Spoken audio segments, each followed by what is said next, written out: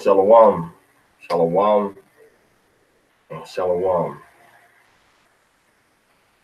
All praise to Yahweh, Shema Yasha Allah, Yahweh Alahayna, Yahweh Chad, wa Ahabda at Yahweh Alahayaka, Bakal Lababka, wa Bakal Napashka, wa Bakal La'aka. Hear, O Israel, Yahweh our power, Yahweh is one, and you shall love Yahweh your power with all your heart, with all your soul, with all your might. Yabadaka kam Yahweh Bashem Hamashiach Yahweh Abanawa Yahweh Bashem Hamashiach Yahweh Barakatham. Yahweh Bashem Yahweh Barakatham. All praise to the Most High Yahweh, the power Alahaya of Abraham, Isaac, and Jacob.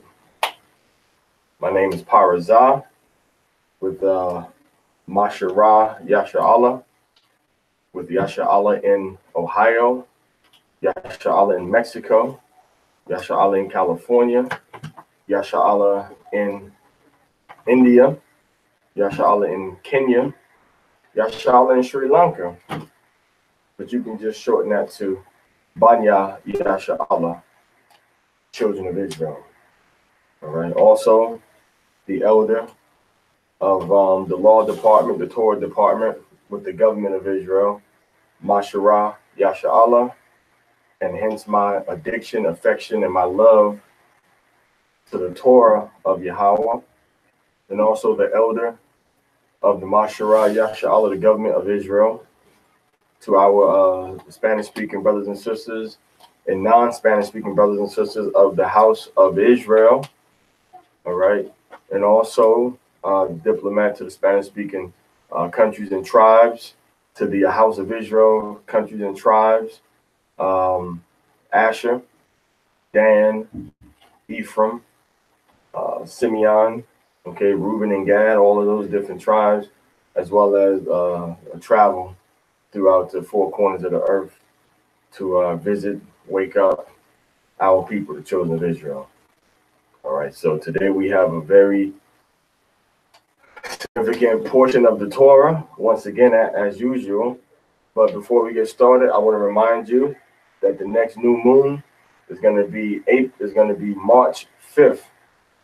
And the next new moon after that is going to be April 4th. The first day of Passover is going to be April 18th to April 19th, sunset to sunset. And the last day of Passover, Feast of Unleavened Bread, is going to be April 24th to April 25th.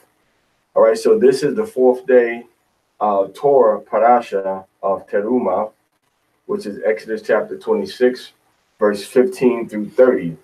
And today we're going to be dealing with holy carpentry. We're going to be dealing with golden wood, and we're going to be dealing with the silver bases. Now, before we get started, the silver bases alone, the silver that we read about in the temple, would have had a value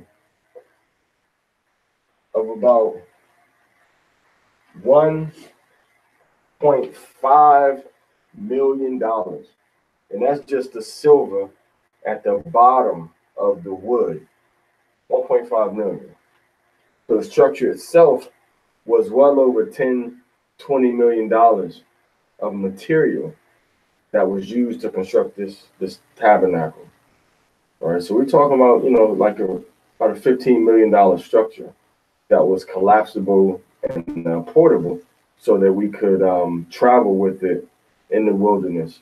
And the Most High Yahweh had certain tribes, certain families rather, of the family of Aaron that were responsible for destructing and constructing, or rather deconstructing and reconstructing different elements and portions and pieces of the tabernacle, the Mishkan or the Mashakan, which brings up a very interesting point in that the tribe of Levi was in charge of the tabernacle, and then the family of Aaron was in charge of the priestly offerings that had to take place at the temple.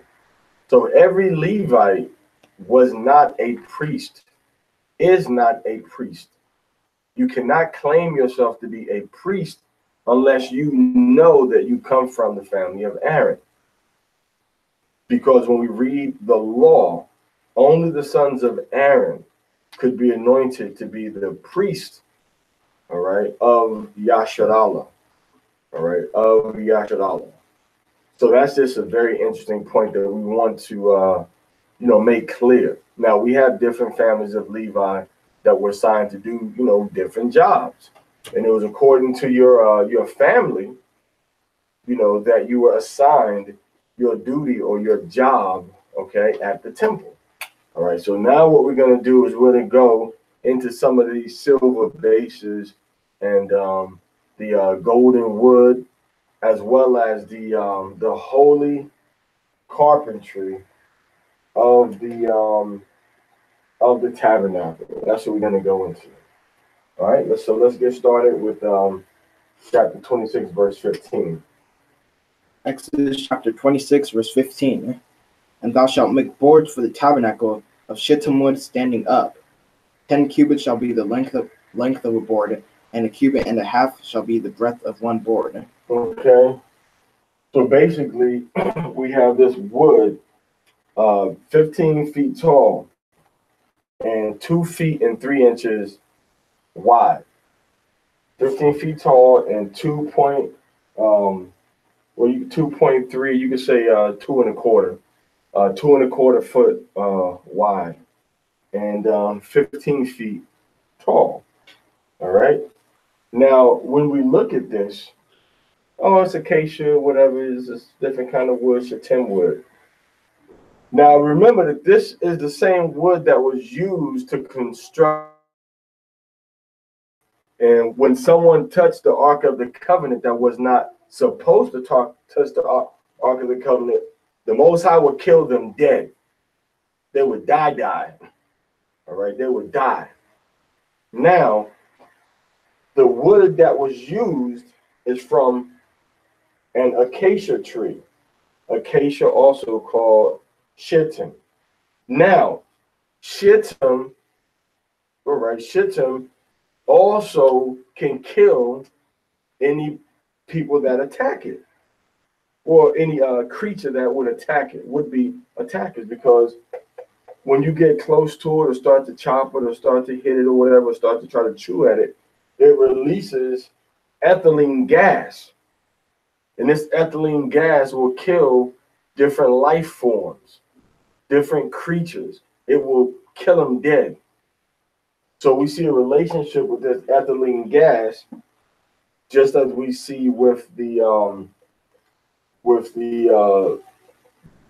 characteristic of the ark. If you touch that ark, got too close to it, the Most High killed you dead in your tracks. All right, so we see that same characteristics with the tree that Ariyasha an Matathia Ra'im Ban Parashah just read in Exodus chapter 26, verse 15. So now another interesting thing about this wood, which is the shittim wood, also called acacia, is that it would get dark. This wood got dark with age. It's one of the few trees that will grow very good in the desert type conditions without a lot of water. The wood is very dense, very compact, very fine lines in it. All right. And it also gets darker with age. So this is the wood that gets darker with age. The wood gets darker, with age. So it has different shades. Different shades of what color?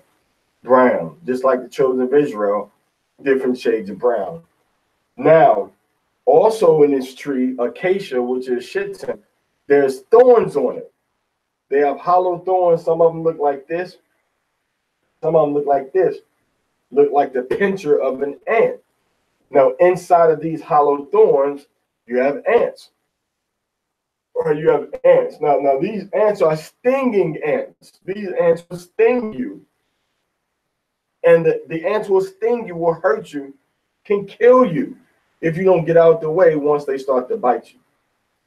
All right, so that's another thing about this wood. So the Yahweh had us getting this wood that was a very, very rare and precious and protected wood. It wasn't a wood just anybody can go and get and just anybody can start to chop down. You had to know this wood. You had to get the thorns off of it because the ants would kill you, could bite you, sting you. All right. And then once you started doing that, all right, the ethylene gas got released. So now you had to do it what? Away from the animals. Because the animals could get affected by the ethylene gas that this produced when it was still alive, this acacia tree or this shittim tree. Now, inside the thorns, once again, lived the ants. Now, the ants were addicted to the nectar of this plant. If you ever look on like there's an ingredient on here. If you ever look on the back of a thing of ice cream or maybe some jelly beans, you see something that says gum Arabic, or you see something that says acacia gum. If you got a pack of real gum or gum, just pick it up and look at it, and you'll see it says gum Arabic, or it says gum Arabic, or it would say like acacia gum. The ants had a dependency on this particular gum. So they were kind of like living on a tree, protecting the tree, and the tree would feed them. The tree would feed them. That same way that we should be dependent on Yahweh, who is the architect of the Ark of the Covenant. We should be dependent on him. And he feeds our habit to want to obey him and live righteously. The tree feeds the habit of the ants. The ants guard the tree. We're supposed to be guarding the tabernacle. We're supposed to be guarding the temple of Yahweh, and we're supposed to be guarding our hearts and our temples inside from all perversion and from anything that could corrupt our worship of the Most High. So when you look at, beer, or you look at ice cream or jelly beans or makeup or medicines, different syrups and different sauces, they have gum Arabic in them. And they have acacia gum, which is from the acacia tree. It's from the acacia tree. Now the wood is very dense, and it's basically it's waterproof, decay proof, and it's bug proof. So the bugs don't mess with it. Birds don't come and mess with it too tough. All right, moisture can't really harm it, and then it won't decay. It's a very hard, strong wood. And this is how the tree kind of looks, with thorns everywhere. Thorns and ants. All right. So this is the wood Yahweh chose to use for the Ark of the Covenant, as well as we see now for the wall. We're reading about the wall of the tabernacle now. Okay, go ahead. Exodus chapter 26, verse 17. 2 tenons shall be there in one board, Set in order one against another. Thus shalt thou make for all the boards of the tabernacle. Now, very interesting thing right here. So it says a tenon. All right, it says a tenon. Okay. So now, in this process, okay, the Most High. Okay, let's look at this board from the front. Actually, let's look at the board from the side. So this is the side of the board. Okay, this is the side of the board. Actually, I can make it a little bigger. Okay, let's say that this is the side of the board. Okay, now in the side of the board, you're gonna have this. Okay, which is called a mortise or mortise, right? Mortise. Now this right here is like a hole that's cut out, chiseled out in the wood. It's chiseled out in the wood. Now, he said another word, which is a tenon. Now, a tenon is going to be like a joint, about like this. And it will be square or thin, just like this. And what happened is that it would fit, okay? You had a little hole right here, okay?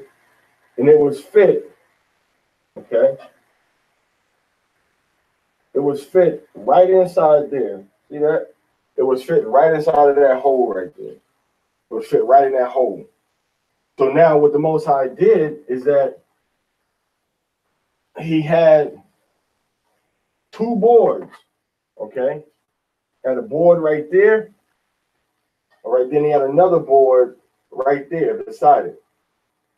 And at these two boards, the Most High had them make a little cut. Now, you couldn't see it from the front because, remember, it's on the side of the wood because they're being joined together. So you have a little enclave right there to go in, maybe a piece like that to go in, and then you have like a tenon. Tenon is like a peg. And what it did, it joined the two pieces together. See? It joined the two pieces of the wood together. Everybody see that? So that's how it did. It joined the two pieces together. Now, you have different fitting techniques. Okay? This one, you have like a dovetail. All right, you have like a permanent fitting. Now, this one was a loose fitting. How do we know that? Because as I mentioned, this was constantly getting put together and taken apart. So the Most High did not give them like a permanent way to fix it. And that's the reason we didn't use nails and screws, you see? So once you have that piece of wood, all right, you cut a hole into the piece of wood on the side. They have a whole board. And on the side of the board, you got a piece of wood. You carve out the wood. Then you have a piece that fits into it like that. And it joins the two pieces of wood together. So you got two boards coming together like this with a piece of wood that's going from one to another carved out. Just type in mortise and tenon. So you really got to understand and know that these were high level construction and sciences that the Most High was dealing with. All right. So just look up tenon. Okay. Looks like my little pen is going out. Tenon, T-E-N-O-N. All right. So now the tenon was like a peg, and that peg went into a. You ever had like a bunk bed? If you've ever fit a bunk bed together, right? You know, you have a bunk bed. You have a piece of wood on the bottom, from the headboard or the footboard, and then you have the legs for the bunk that's on the top. Then there's a small wooden peg, like a little dowel, you could call it, that goes inside the little holes, and you put that on there. Now, once you put that together, them beds are pretty solidly joined. All right. Now, this was a technique, what the Most High said with the tenon, which was a little bigger. All right. So it was called you could call like a loose tenon. Loose tenon not meaning it was like loose and shaky, but loose tenon meaning you could disconnect them. So when we're reading about the temple and the tabernacle right here, we're dealing with architecture and we're dealing with carpentry. Now remember we read in First Kings, what was it, 6 and 7 or 7 and 6, where Yahweh had them doing all of the heavy banging off site. It was done off site. So the whole temple being built in Jerusalem was quiet. It was very quiet. Be very quiet. We're going Edomite hunting. Be very quiet.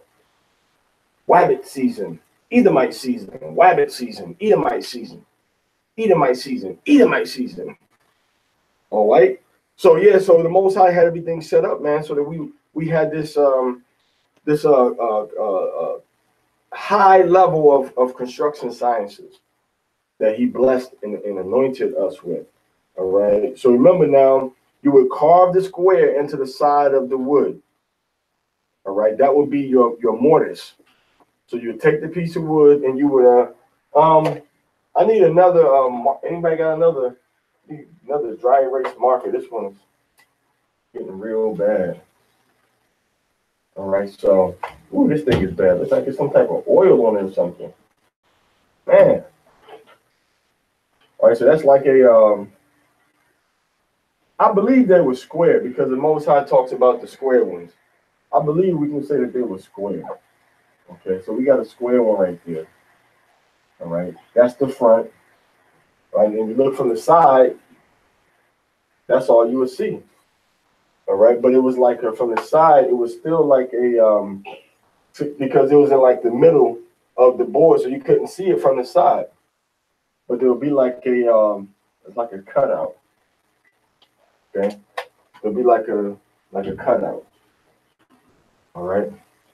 So yeah, so this is, that's how the Most High had us doing it. Okay. And then you had actually two of them. You had two of them. Okay. You had two of them. And then, once again, everybody remembers this, right?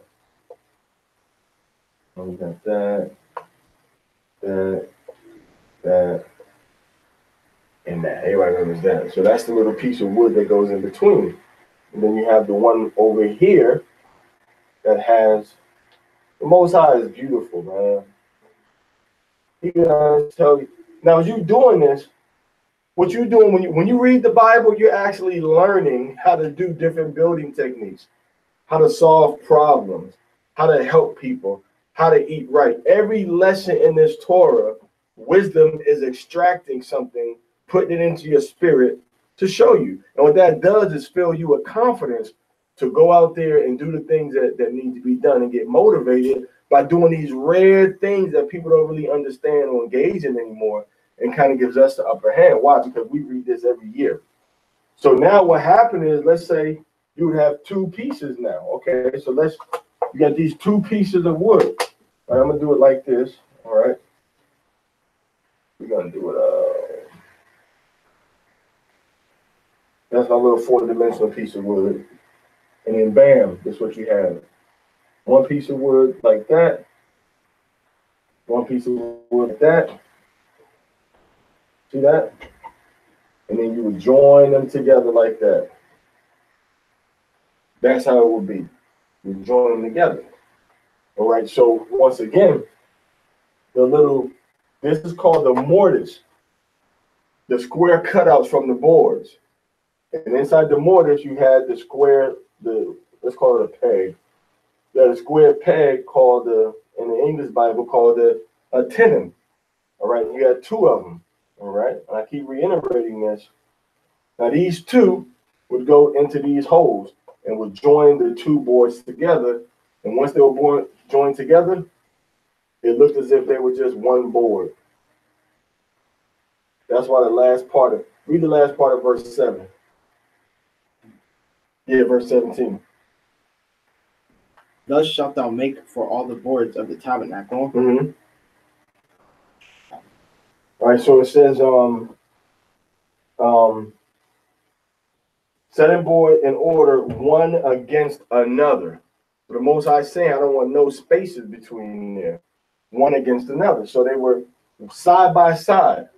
So you couldn't tell what these joints were. Now, the reason that the Most High used, once again, he used something that we would call like a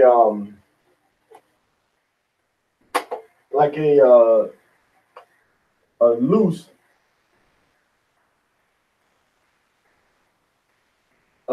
tenon. A loose tenon. Okay. And the reason you use a loose tenon is because, remember, this board is 15 feet tall. It's 15 feet tall.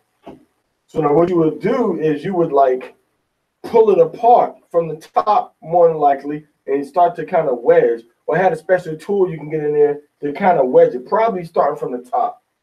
From the top, and you wedge it, and then somebody from the top, once you get a little wedge in there, you would push the sides together.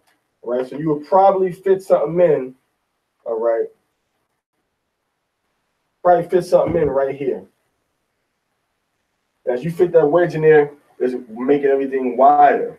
And then once you got down far enough, what you would do is start to put pressure on the two planks from the top. And when you get pressure from the top, what happens? The bottom starts to separate, see? So that's why we're saying, like, the Most High deals with opposites going into Genesis. It's a science behind everything the Most High is doing. So we had the loose tenon, and then we had the mortise, right? We had the loose tenon, we had the mortise. Now the mortise was more than likely, couldn't be nothing else but a stub mortise. That's going to be the carpentry term that we'll read about. So you have the stub mortise, okay, which is the hole that's carved into the hole that's going to be cut into the piece of wood, into the solid piece of wood, not carved out from the side.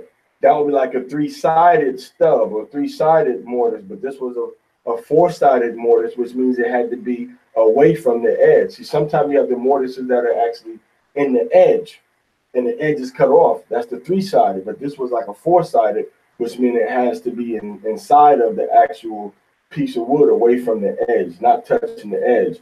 And that's why, you know, I had it like this just so you can see like a cutout of it, all right? And then we had the loose tenon. So these are very important things because, I mean, to me, it's kind of exciting. Because when you look at it, you go look up these things and say, well, hold on, well, that's what people are still doing now. When you look at it, it tells you that this technique has been used for like more than 7,000 years. But so they say. All right, let's keep going. Verse 18. And thou shalt make the boards for the tabernacle, 20 boards on the south side southward. 20 boards, go ahead. And thou shalt make 40 sockets of silver under the 20 boards. So 40 sockets of silver under the 20 boards. Okay, so you got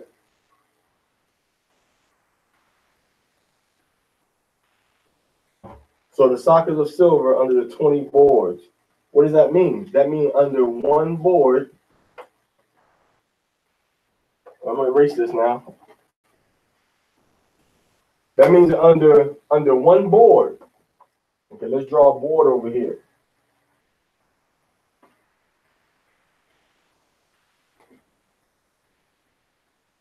All right, that's one board. Now under that board, guess what? You're gonna have the same type of mortise. Then from that mortise, you're gonna have a tenon, a loose tenon, that's gonna be inside the mortise. All right. Read that part again. And thou shalt verse 19. And thou shalt make 40 sockets of silver under the 20 boards. So what do you have here? What do you got there? You're gonna have two silver bases at the bottom of every one board, and you're gonna have a similar technique. All right, you're gonna have the silver, but you ain't heard the best part of it yet. Keep going. 2 sockets under one board. See, 2 sockets. Like I said, well, like the scripture says, 2 sockets to one board. Read. For his 2 tenons. For the 2 what? Tenons. See that? So you got to have the tenons, which is what? Which is the loose tenons. And we know it was a loose tenon because it was a deconstructing fixture. It wasn't permanent. Now, if it was permanent, would have done something like maybe like use a different fitting technique. But this fitting technique had to be something that can go in, be stable, and come out, which also now goes into the science of the wood and the science of the silver.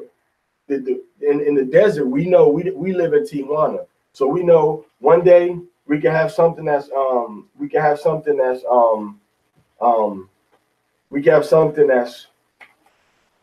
you know, a cold night. Then tomorrow, when you wake up, it's like, you know, cold morning. And tomorrow you go to bed, it's cold at night. And then in the morning, it gets hot again. So the temperature fluctuates. So what happens? Wood expands and contracts as it gets cold and hot, cold and hot. So this wood that we use had to either be, it had to be worked in such a way or prepared in such a way so it didn't do all of that. It didn't expand and contract. So they had to figure out how to do that. Now, this was already made out of silver. All right, this is already made out of silver. All right, go ahead. And 2 sockets under another board for its 2 tenons. So once again, 2 sockets under another board. Go ahead. And for the second side of the tabernacle, on the north side, there shall be 20 boards. 20 boards, go ahead. And there are 40 sockets of silver, 2 sockets under one board, and 2 sockets under another board. So here's the 2 sockets. So this is erase this now. Well, I don't gotta erase it. This right here is gonna be the tenon. All right, that's the tenon. That little piece of wood right there is the tenon. Now, when you cut into the board, that's actually going to be the mortise. Okay. Now, in that silver, they had to cast the silver so that the mortise from the silver was going to fit the mortise from the silver was going to fit the tenon. So they had to do a lot of work, man. This temple was no joke. Well, I call it the temple, but it's really the tabernacle. They say Mishkan in modern Hebrew.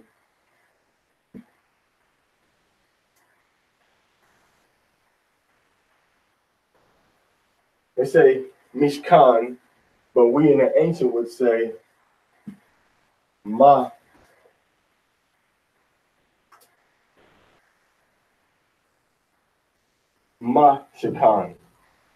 Okay? So it's Mashakan. Mashakan, Mishkan, all right?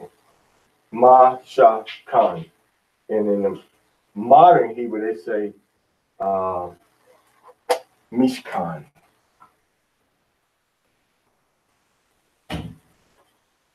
Okay, Mishkan. This means the tabernacle.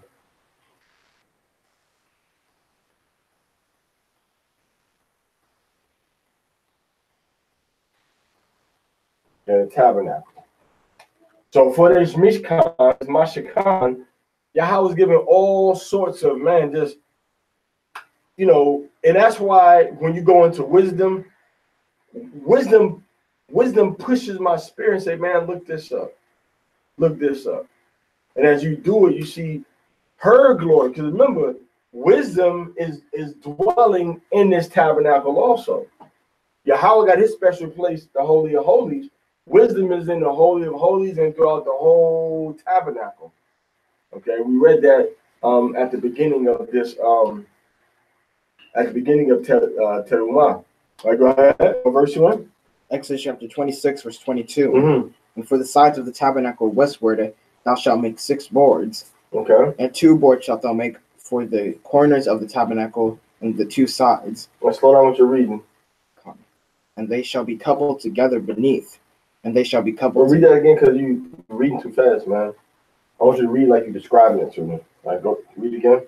And they shall be coupled together beneath. So they were coupled together beneath. What's coupled together? Okay, read verse 22 again. And for the sides of the tabernacle westward, thou shalt make 6 boards. And 2 boards shalt thou make for the corners of the tabernacle and the 2 sides. And they shall be coupled together beneath. Now that's another joint fixture, another mortar and tenon fixture for the corners, to couple the corners together, man. So we had to know, what we were doing. Now it's possible to use the same stub mortise and loose tenon for this. All right. It's possible you could do that. All right. It's possible you could do that. All right. But it might have been like a 3-sided mortise fixture with the 3rd side being open on the big board, the wide part of the board, and then the really on both sides you could plug it in and pull it up. But we don't know. But I'm just guessing what would be the best. Now, to maintain the integrity of that corner piece, you probably would still want to try to go ahead and figure out which mortise and tenon technique is going to be better for that corner. All right, go ahead. They shall be coupled together above the head of it unto one ring. Thus shall it be for them both. They shall be for the 2 corners. and they shall be 8 boards, and their sockets of silver 16 sockets, 2 sockets under one board, and 2 sockets under another board. Oh, go ahead. And thou shalt make bars of shittim wood, 5 for the boards. So once again, these bars of shittim wood, just like the poles, you got bars of shittim wood. Go ahead. 5 for the boards of the one side of the tabernacle, and 5 for the boards of the other side of the tabernacle. Okay. And 5 bars for the boards of the side of the tabernacle for the 2 sides westward. Go ahead. And the middle bar in the midst of the boards shall reach them from end to end. Now they probably Bezalel had to find some sort of way to attach the boards to the planks, which form the wall of the Mishkan or the Mashakan. Go ahead. And thou shalt overlay the boards with gold. Once again, here we go with the gold. Gold was put over top of this wood too. And that's why we got the little garment on today. You know, I'm gonna be real shiny this week so we can actually get in the spirit of how things were being done. You know, so gold was laid over top, man, of this wood. So we saw the same thing yesterday, I believe the day before, where the Most High said, make this and put gold on it. The Most High actually wanted us to put gold over top of this shittim wood. So now the shittim wood is basically, you know, impermeable to insects, to water, and to decay. So now the Most High is saying, that's not good enough. I want you to put gold over top of it now. All right, now remember, gold is a conductor of electricity. It conducts electricity like nobody's business. All computers and laptops have gold inside of them. Right, go ahead. And make the rings of gold for places for the bars, and thou shalt overlay the bars with gold. And thou shalt rear up the tabernacle according to the fashion thereof, which will show thee in the mount. So the Most High gave Masha the plans. The you know how you get like some IKEA furniture, or you get a bunk bed, or you get a dresser, and it has all these different fittings and what you're supposed to have in the box. You're supposed to have 8 washers.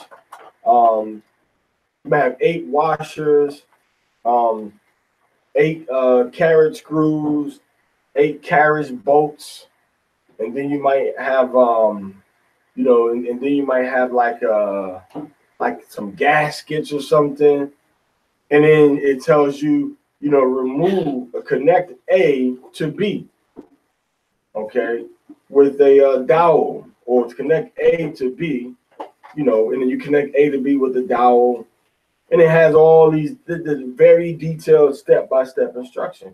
Well, Yahweh gave Masha that same type of instruction. He showed him a pattern, which means he showed them the directions for construction. He showed him the blueprint, man. So this is the type of Allahayim that we're dealing with. We're dealing with Yahweh, and he's telling us, well, I want everything to be, you know, precise. I want everything to be concise. I want everything to be, you know, exact. All right. All right, so you know, this is the heritage that we come from. Alberto Montoya, Shalom, Mark, Shalom, good to see you, man.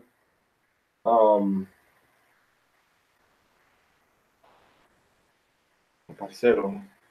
right, so this is the techniques. These are the temple, the tabernacle, the mashakan or the mishkan fabrication, you know, of the temple.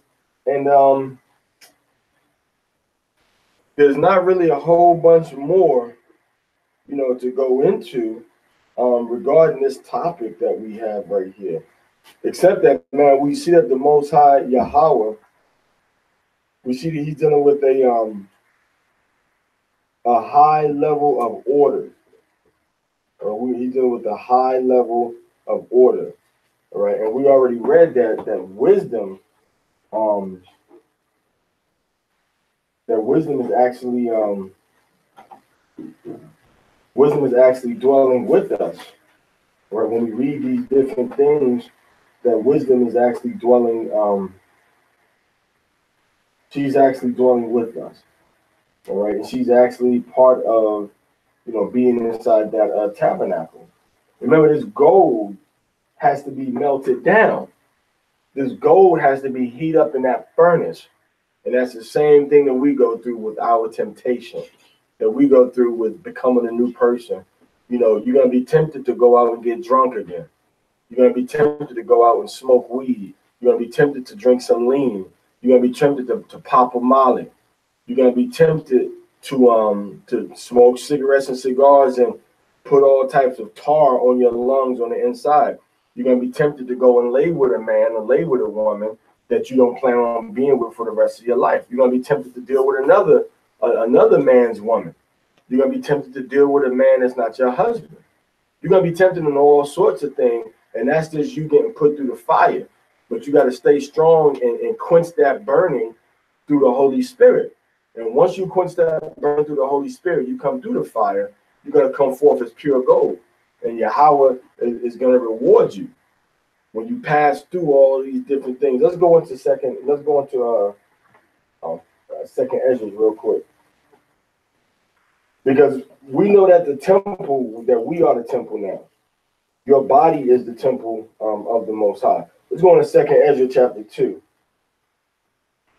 Let's go into chapter 2. And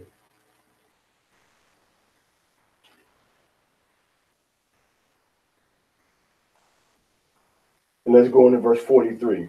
Checking Ezra 2:43. We're going to read 43, 44, and 45, 46, 47. Second Ezra chapter 2, verse 43 to 47, okay? Go ahead. Second Ezra chapter 2, verse 43 to 47. And in the midst of them, there was a young man of a high stature. This is the tall 33-year-old Yahweh Shai HaMashiach. Read. Taller than all the rest. Taller than everybody else. All right. She's taller than all. He's going to be taller than all of us. Go ahead. And upon every one of their heads, he set crowns. So Yahweh Shai is going to come and going to put the crowns on our head. He's going to reward every person. He's going to reward all of us according to our labor, according to the works that we've done for him. How dedicated to him have we been? Right?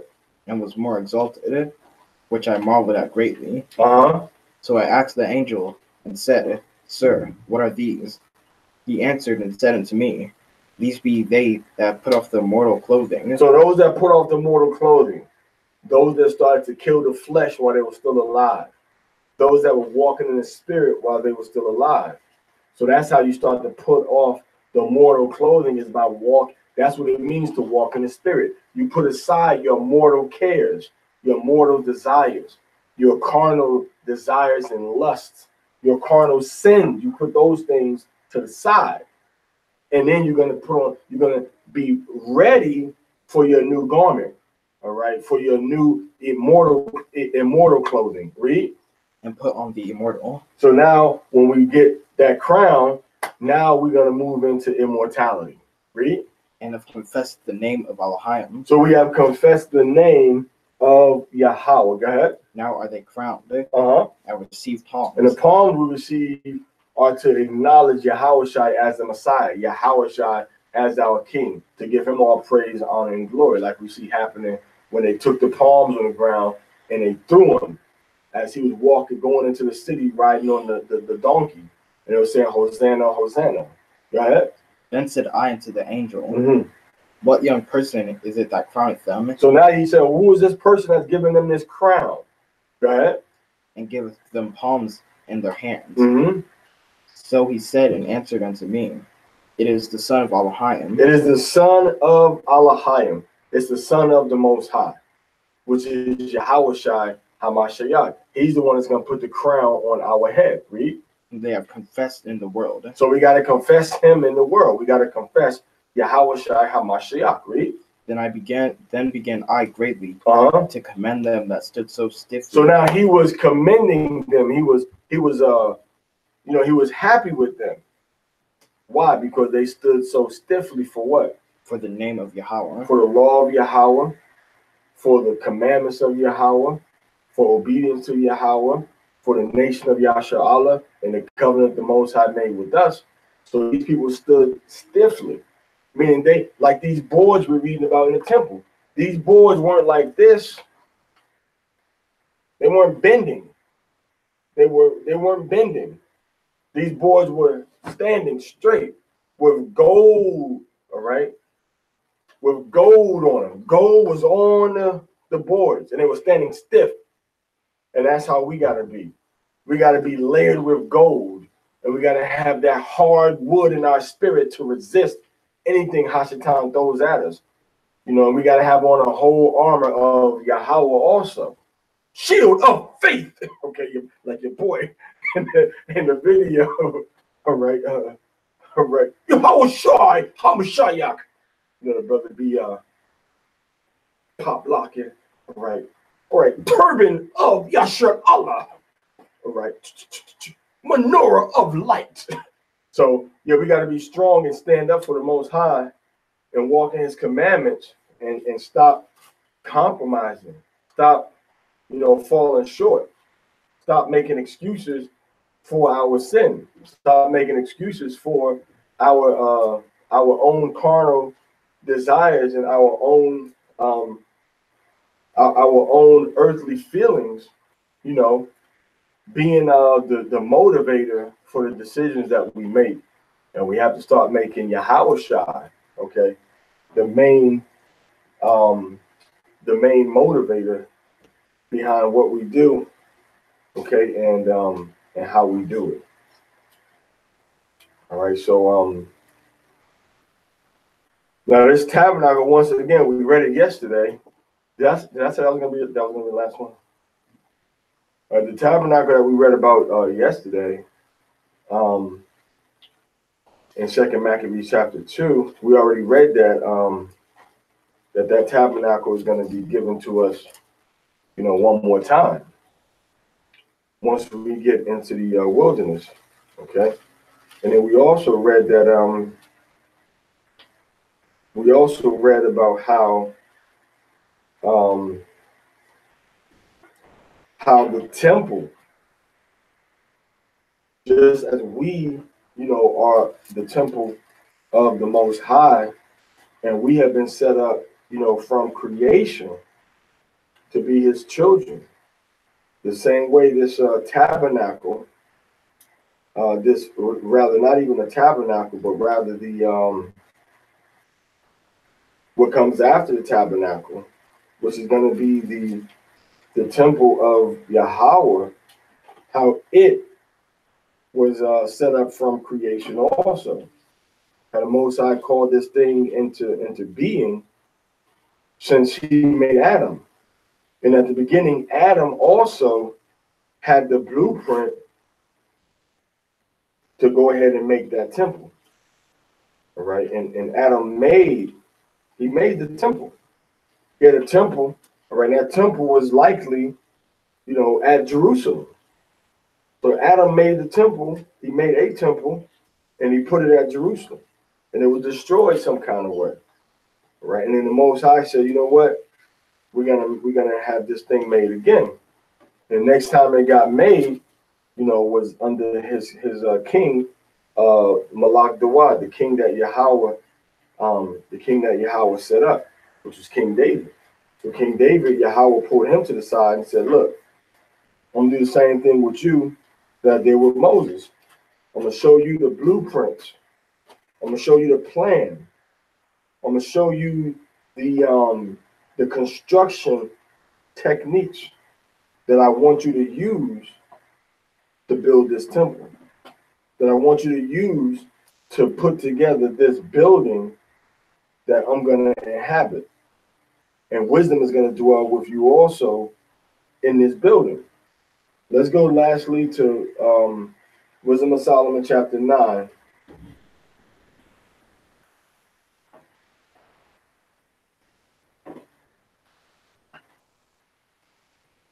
And let's read verse 4 through 8.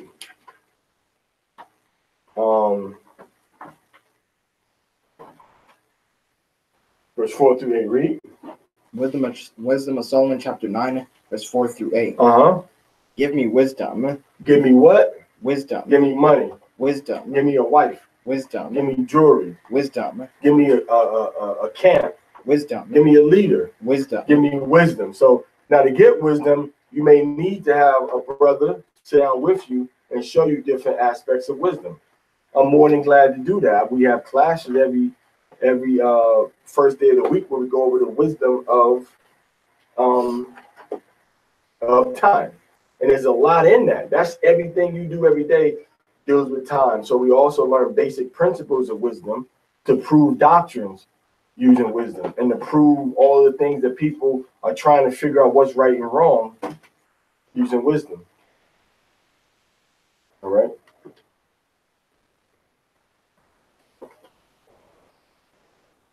Okay.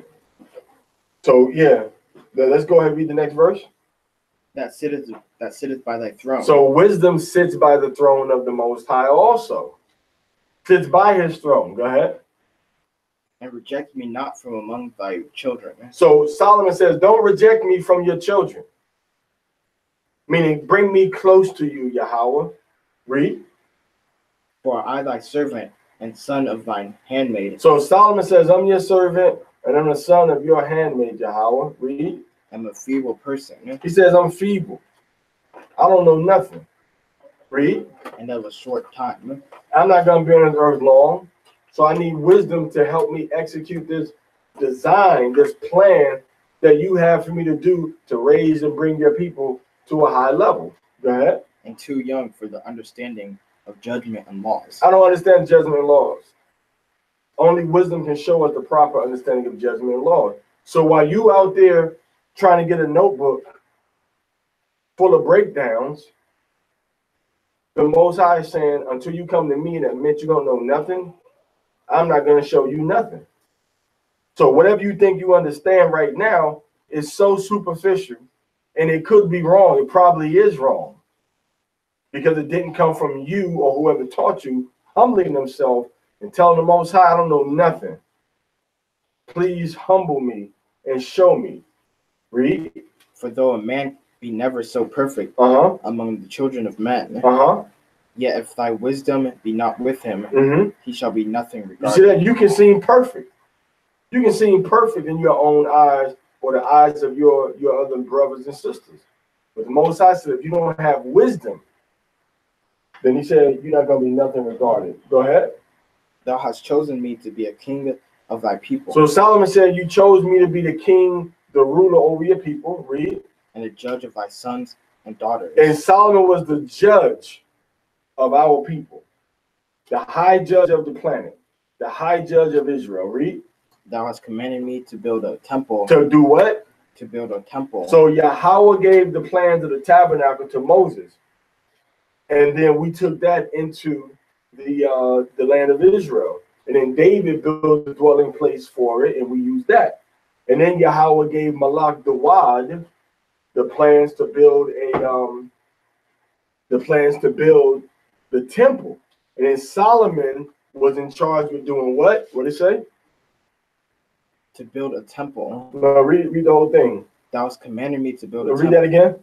Thou hast commanded me to build a temple. You have commanded me to build a temple. So Solomon was commanded to build a temple for the Most High.